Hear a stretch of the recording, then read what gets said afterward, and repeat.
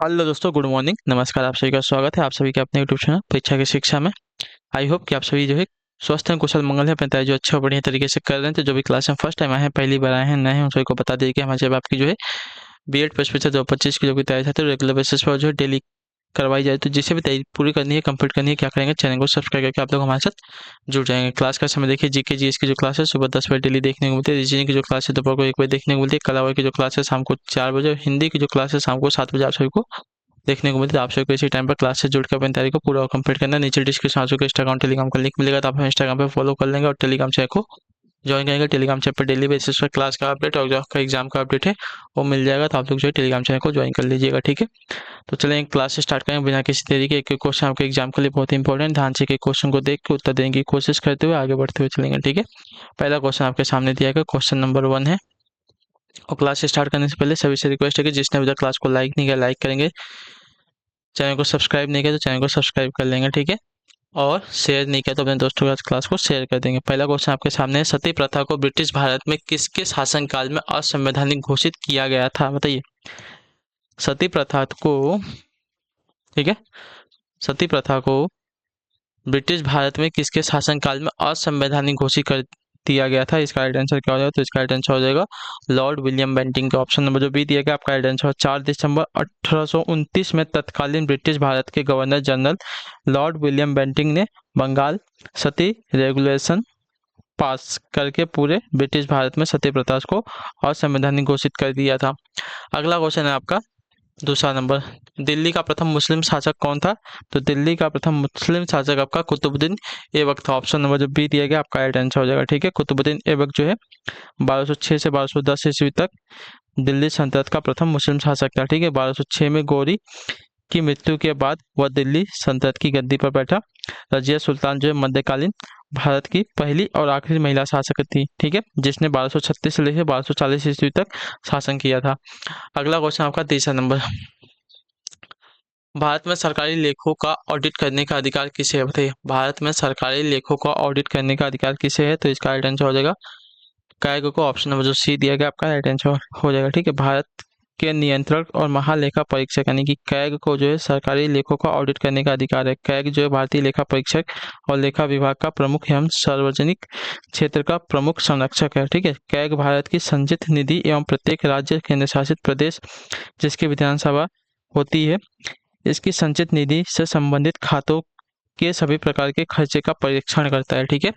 अगले क्वेश्चन की तरफ बढ़ेंगे, आपका है साथियों चौथा नंबर, प्रोजेक्ट टाइगर के नाम से बाघ संरक्षण कार्यक्रम इनमें से किस वर्ष प्रारंभ किया गया था, बताइए। प्रोजेक्ट टाइगर के नाम से बाघ संरक्षण कार्यक्रम इनमें से किस वर्ष प्रारंभ किया गया था, इसका राइट आंसर क्या हो जाएगा, तो इसका सही उत्तर आपका हो जाएगा साथियों वर्ष 1970 में। ऑप्शन सॉरी वर्ष 1970 नहीं, वर्ष 1973, ठीक है, वर्ष 1973 आपका राइट आंसर है। क्लियर सही को। भारत में विलुप्त होती बाघों की प्रजाति है तो प्रोजेक्ट टाइगर नामक बाघ संरक्षण कार्यक्रम वर्ष 1973 में शुरू किया गया था।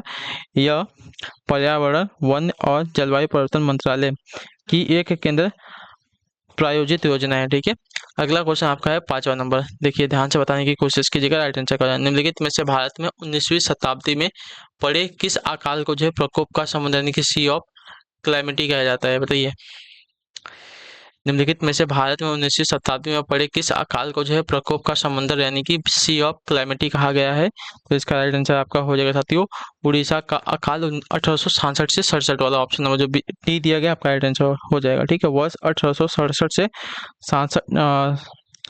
66 से 67, ठीक है, वर्ष 1866 से 67 में उड़ीसा अकाल को जो विपत्ति का समुद्र या प्रकोप का समुद्र का नाम से जो है जाना जाता है। इस अकाल में भारत का पूर्वी तट प्रभावित हुआ था, जिससे लगभग जो है 5 लाख आबादी प्रभावित हुई थी, ठीक है। चलिए अगले क्वेश्चन की तरफ बढ़ेंगे, आपका है छठा नंबर, उत्तर देने की कोशिश कीजिएगा, राइट आंसर करो। सुभाष चंद्र बोस ने स्वतंत्र भारत की अंतरिम सरकार की स्थापना की घोषणा कब की थी, बताइए। सुभाष चंद्र बोस ने स्वतंत्र भारत की अंतरिम सरकार की स्थापना की घोषणा कब की थी, तो इसका राइट आंसर आपका हो जाएगा 21 अक्टूबर 1943 को। ऑप्शन नंबर जो ये दिया गया आपका राइट आंसर होगा। ठीक है, 21 अक्टूबर 1943 को सिंगापुर में सुभाष चंद्र बोस ने स्वतंत्र भारत की अंतरिम सरकार की स्थापना की घोषणा की। इस सरकार को जो है जर्मनी, जापान सहित 11 देशों की सरकार ने जो है मान्यता दी थी। ठीक है, चलिए अगले क्वेश्चन की तरफ बढ़ेंगे। आपका है 7वां प्रश्न, बताने की कोशिश कीजिएगा। राइट आंसर होगा भारत में सबसे बड़ा नदी बेसिन कौन सा है? तो भारत का सबसे बड़ा नदी बेसिन जो है गंगा का बेसिन है। ठीक है, ऑप्शन नंबर जो ए दिया गया है आपका राइट आंसर होगा। ठीक, क्लियर, गंगा बेसिन भारत का सबसे बड़ा नदी बेसिन है। यह नदी बेसिन जो है 8,61,404 वर्ग किलो के साथ भारत के कुल भौगोलिक क्षेत्र का 25.22% भाग है। ठीक है, अगला क्वेश्चन आपका है क्वेश्चन नंबर 8, प्रसिद्ध पुस्तक मालगुडी डेज के लेखक निम्नलिखित में से कौन? बताइए, प्रसिद्ध पुस्तक जो है आपकी मालगुडी डेज के लेखक निम्नलिखित में से कौन है? तो इसका राइट आंसर आपका हो जाएगा आर के नारायण। ऑप्शन नंबर जो डी दिया गया आपका राइट आंसर होगा। ठीक है, मालगुडी डेज नामक प्रसिद्ध पुस्तक की रचयिता आपके आर के नारायण है। यह एक लघु कहानी संग्रह है। ठीक है, चलिए अगले क्वेश्चन की तरफ बढ़ेंगे। आपका है क्वेश्चन नंबर 9, उत्तर प्रदेश दिवस कब मनाया जाता है? बताइए, उत्तर प्रदेश दिवस कब मनाया जाता है? तो उत्तर प्रदेश दिवस आपका मनाया जाता है 24 जनवरी को। ऑप्शन नंबर जो ए दिया गया आपका राइट आंसर हो जाएगा। ठीक है, 24 जनवरी 2018 में प्रतिवर्ष जो उत्तर प्रदेश सरकार द्वारा उत्तर प्रदेश दिवस मनाया जाता है। वर्ष 1950 में इसी दिन तत्कालीन यूनाइटेड प्रोविंस का नाम बदलकर उत्तर प्रदेश किया गया था। वर्ष 2017 में उत्तर प्रदेश सरकार ने उत्तर प्रदेश दिवस मनाने की घोषणा की थी। ठीक है, अगला है आपका 10वां प्रश्न, इंटर सर्विसेज इंटेलिजेंस यानी कि ISI किस देश की प्रमुख गुप्तचर संस्था है? तो इसका सभी को पता होना चाहिए आंसर, पाकिस्तान का। ठीक है, ऑप्शन नंबर जो सी दिया गया आपका राइट आंसर होगा। ठीक है, इंटर सर्विसेज इंटेलिजेंस यानी कि ISI पाकिस्तान की प्रमुख खुफिया एजेंसी है। इसका मुख्यालय आपका इस्लामाबाद में है। इसका गठन आपका वर्ष 1948 में हुआ था। अगले क्वेश्चन की तरफ बढ़ेंगे। 11 नंबर, ATM का अर्थ क्या होता है? तो ATM का अर्थ होता है साथियों automated teller machine. Option number जो बी दिया गया आपका राइट आंसर होगा। ठीक है, ATM का अर्थ होता है ऑटोमेटेड टेलर मशीन या स्वचालित गणक मशीन। इस मशीन से ग्राहकों को जो है नगद निकासी, जमा, बिल भुगतान और खाते से खाता हस्तांतरण में जो है मदद मिलती है। ठीक है, चलिए अगले क्वेश्चन की तरफ बढ़ेंगे। 12 नंबर, बताइएगा राइट आंसर होगा 20 जुलाई 1905 को किसने बंगाल को 2 भागों में बांटे जाने की घोषणा की थी? बताइए, 20 जुलाई 1905 को किसने जो है बंगाल को 2 भागों में बांटे जाने की घोषणा की थी?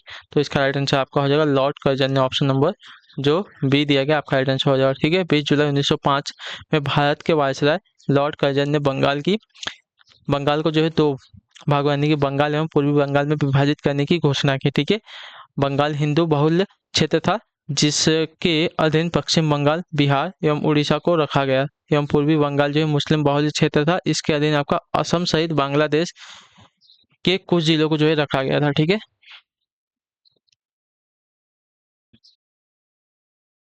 चलिए अगले क्वेश्चन की तरफ बढ़ेंगे। आपका है 13 नंबर, बताइएगा राइट आंसर क्या हो जाएगा? क्या देगा? चारों वेदों में सबसे प्राचीन वेद कौन सा है? तो चारों वेदों में सबसे प्राचीन वेद आपका जो है और ऋग्वेद है। ऑप्शन नंबर जो सी दिया गया आपका राइट आंसर होगा। ठीक है, क्लियर सही को इसका ऋग्वेद सबसे प्राचीन वेद है। इसमें जो है 10 मंडल है, 1028 आपके सूक्त हैं एवं 10,462 आपकी ऋचाएं हैं। इसके पाठकर्ता को जो है होत्री नाम से जो है जाना जाता है, मतलब जो उसका पाठ करता है उसको होत्री कहते हैं। और इसके तीसरे मंडल में गायत्री मंत्र है, 9वें मंडल में आपका सोम देवता एवं 10वें मंडल में पुरुष सूक्त का वर्णन किया गया है। ठीक है, चलिए अगले क्वेश्चन की तरफ बढ़ेंगे। आपका 14 नंबर प्रश्न, बताने की कोशिश कीजिएगा साथियों, राइट आंसर हो जाएगा। निम्नलिखित में से कौन सा उत्तर प्रदेश का लोकप्रिय लोक नृत्य? बताइए, कौन सा जो है उत्तर प्रदेश का लोकप्रिय लोक नृत्य है? तो आपका राइट आंसर यहाँ पे हो जाएगा कजरी। ऑप्शन नंबर जो बी दिया गया आपका राइट आंसर हो जाएगा। ठीक है, कजरी या कजली उत्तर प्रदेश का प्रचलित लोक नृत्य है, लोकगीत है। ठीक है, यह मुख्यतः वर्षा ऋतु में महिलाओं द्वारा गाया जाता है और इसकी उत्पत्ति जो है मिर्जापुर से जो है मानी जाती है। अगले क्वेश्चन की तरफ बढ़ेंगे। आपका है 15 नंबर, बताने की कोशिश कीजिएगा राइट आंसर करो। संविधान के किस अनुच्छेद के अनुसार जो है राष्ट्रपति को उसके कार्यों के संपादन एवं सलाह देने हेतु एक मंत्रिपरिषद की व्यवस्था की गई है? बताइए, संविधान के किस अनुच्छेद के अनुसार जो है राष्ट्रपति को उसके कार्यों के संपादन एवं सलाह देने हेतु एक मंत्रिपरिषद की व्यवस्था की गई है? तो इसका राइट आंसर हो जाएगा अनुच्छेद 14 के अनुसार। ठीक है, ऑप्शन नंबर जो ए दिया गया आपका राइट आंसर होगा। ठीक है, क्लियर सर को भारतीय संविधान के अनुच्छेद 74, ठीक है, अनुच्छेद 74 के अनुसार जो है राष्ट्रपति को उसके कार्यों में सहायता एवं सलाह देने के लिए मंत्रिपरिषद, जिसका प्रमुख जो है प्रधानमंत्री होता है, इसकी व्यवस्था की गई है।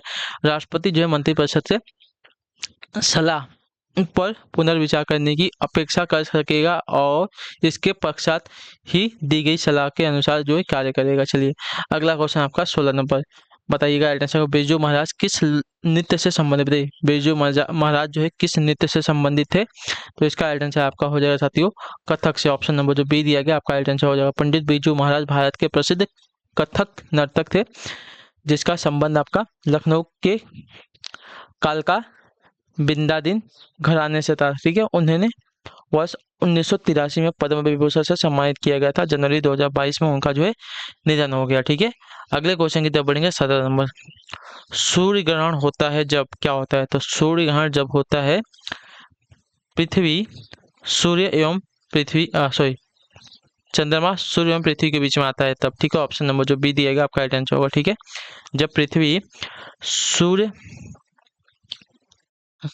पृथ्वी और सूर्य के मध्य चंद्रमा आ जाता है तो सूर्य का प्रकाश जो है पृथ्वी तक न पहुंच पाने के कारण पृथ्वी के कुछ हिस्सों में दिन में अंधेरा हो जाता है। इस स्थिति को जो है सूर्य ग्रहण के नाम से जाना जाता है। ठीक है, क्लियर सभी को? चलिए, तो चंद्रमा जो सूर्य और पृथ्वी के बीच में आता है तब आपका सूर्य ग्रहण लगता है। अगले क्वेश्चन की तरफ बढ़ेंगे। आपका 18 नंबर, ग्रैमी अवार्ड का संबंध किस क्षेत्र से है? तो आपका राइट आंसर हो जाएगा संगीत के। ऑप्शन नंबर जो बी दिया गया आपका राइट आंसर। ग्रैमी अवार्ड जो है प्रसिद्ध वार्षिक संगीत पुरस्कार समारोह है और इसकी शुरुआत वर्ष 1959 में हुई थी। इसे जो है रिकॉर्डिंग अकादमी द्वारा प्रस्तुत किया जाता है। ठीक है, अगला क्वेश्चन आपका 19 नंबर, बताइएगा राइट आंसर। निम्नलिखित में से कौन सा रक्त समूह सर्वदाता होता है? बताइए, निम्नलिखित में से कौन सा रक्त समूह सर्वदाता होता है? तो इसका राइट आंसर हो जाएगा साथियों ओ। ठीक है, ऑप्शन नंबर जो डी दिया गया आपका राइट आंसर होगा। ठीक है, क्लियर होगा। रक्त समूह जो ओ है आपका सर्वदाता होता है, मतलब सभी को अपना जो है रक्त दे सकता है। क्लियर होगा इसके बारे में। और ए बी वाले जो है सर्व मतलब सबसे जो खून ले सकते हैं ये वाले होते हैं। ठीक है, चलिए अगले क्वेश्चन की तरफ बढ़ेंगे। आपका 20 नंबर, वर्मी कंपोस्टिंग किससे किससे की जाती है? बताइए, वर्मी कंपोस्टिंग जो है किससे की जाती है? तो वर्मी कंपोस्टिंग जो है की जाती है साथियों कृमि से। ऑप्शन नंबर जो सी दिया गया आपका राइट आंसर है। वह प्रक्रिया जिसमें कृमियों विशेष रूप से केंचुओं के माध्यम से ऑर्गेनिक अपशिष्ट यानी कि जैविक कचरे का अपघटन किया जाता है जिससे उत्पाद के रूप में उर्वरक खाद मिलती है, उसे वर्मी कंपोस्टिंग कहते हैं। ठीक है, केचुआ खाद या वर्मी कंपोस्ट एक जो उत्तम जैव उर्वरक होते हैं। ठीक है, क्लियर हो क्या यहाँ तक? चलिएगा अगले क्वेश्चन की तरफ भी बढ़ लेते हैं। आपका है 21 नंबर, 20 नंबर हो गया, 21 पे आ जाएंगे। क्या देगा? वर्ष 2023 में संघाई सहयोग संगठन शिखर क्या देगा? वर्ष 2023 में संघाई सहयोग संगठन शिखर सम्मेलन की मेजबानी निम्न में से कौन सा देश करने वाला था? तो इसका राइट आंसर आपका हो जाएगा साथियों भारत। ठीक है, तो ऑप्शन नंबर बी आपका राइट आंसर। अगले क्वेश्चन की तरफ बढ़ेंगे। आपका है 22 नंबर, बताइएगा राइट आंसर। भारतीय वन अनुसंधान संस्थान कहाँ पर स्थित है?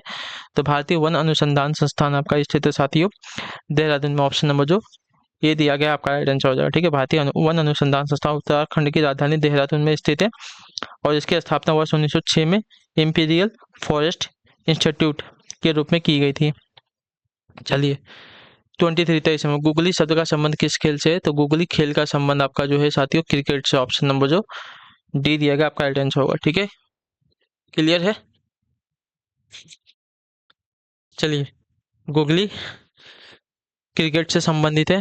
यह जो है दाएं हाथ के लेग स्पिनर द्वारा फेंकी जाने वाली ऐसी गेंद है जो उल्टी दिशा में घूम जाती है। ठीक है, अगला क्वेश्चन आपका है 24 में, बताइएगा राइट आंसर क्या हो जाएगा। राज्य सरकार का आधिकारिक विधिक सलाहकार कौन होता है? बताइए, राज्य सरकार का आधिकारिक विधिक सलाहकार कौन होता है? तो इसका राइट आंसर आपका हो जाएगा महाधिवक्ता। ऑप्शन नंबर जो डी दिया गया साथी आपका सही उत्तर हो जाएगा। महाधिवक्ता राज्य सरकार का सर्वोच्च कानून अधिकारी होता है जो सभी कानूनी मामलों में राज्य सरकार को सलाह देने के लिए जिम्मेदार होता है। भारतीय संविधान का अनुच्छेद 165 के अनुसार जो है प्रत्येक राज्य का राज्यपाल उच्च न्यायालय का न्यायाधीश होने के लिए अहिर्त किसी व्यक्ति को जो है राज्य का महाधिवक्ता नियुक्त करेगा। ठीक है, अगले क्वेश्चन की तरफ बढ़ेंगे। आपका 25 नंबर, बताइएगा राइट आंसर का। थियोसॉफिकल सोसाइटी का प्रचार प्रसार भारत में किसने किया था? तो इसका राइट आंसर आपका हो जाएगा साथियों एनी बेसेंट ने। ऑप्शन नंबर जो बी दिया गया आपका राइट आंसर। वर्ष 1891 में एनी बेसेंट ने जो है भारत में थियोसॉफिकल सोसाइटी का प्रचार प्रसार किया था। ठीक है, थियोसॉफिकल सोसाइटी एक अंतर्राष्ट्रीय आध्यात्मिक संस्था है जिसकी स्थापना वर्ष 1875 में मैडम बैक्वेतस्की और कर्नल ऑलकाट ने अमेरिका में किया था। ठीक है, चलिए, तो इसी के साथ जो आपकी क्लास है आज की यहीं पे कंप्लीट होती है, पूरी होती है। आई होप कि आपको जो क्लासेस आती है अच्छी लगी है, पसंद है तो क्लास को लाइक करिए, चैनल पहले चैनल को सब्सक्राइब कर लीजिए। अपना जो फीडबैक है क्लास का नीचे कमेंट में दे के जाइएगा। हम आपसे मिलते हैं आपकी अगली क्लास में, तब तक के लिए टाटा बाय बाय, जय हिंद जय भारत। आपसे क्लास से जुड़ने के लिए बहुत बहुत ही धन्यवाद साथियों।